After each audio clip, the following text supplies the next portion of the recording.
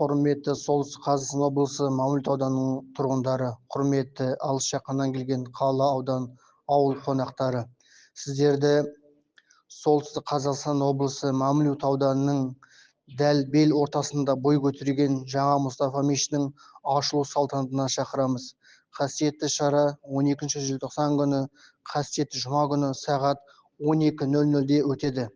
Алтын түстес күмбезі күнмен шағылысып, алыстан көз тартатын бұл зәулім ғимарат өңіріміздің жаңа рухани символына айналды. 3 қабатты мешіттің әрбір бөлігі жамағаттың игілігі үшін арнайы жобаланған. Бірінші қабат кең асхана бір мезетте 300 адамға қызмет көрсете алады. Екінші қабат негізгі құлшылық залы, онда 400 адамға дейін жайғасуға мүмкіндік бар. Үшінші қабат қосымша жамағат орны 100 адамға арналған тыныш әрі кең бөлме.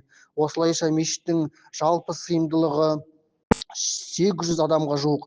Бұл аймақтағы ең ауқымды рухани кешендердің бірі. Халық даналығында 1 жылдық өмірді ойласаң, егін ек, 10 жылдық өмірді ойласаң, ағаш ек, 100 жыл өмірді ойласаң, ұрпақ тәрбиеле, білімге көңіл бөл делінеді. Біз де осы өсиетке сүйене отырып, Алла қаласа Мұстафа мешіті келешек ұрпаққа рухани білім беретін, берекені, бірлікті, ынтымақты нығайтатын қасиетті орда болады деп сенеміз. Ашылу рәсімінде Құран оқылып, бата беріледі, арнайы бағдарлама ұйымдастырылады. Бұл тұтас өңірдің рухани өміріндегі жаңа кезеңнің бастауы. Сауапты шараға қатысып, қуанышты сәттің куәсі болуға шақырамыз. Өтетін орын Солтүстік Қазақстан облысы Мамлют ауданы Мұстафа мешіті.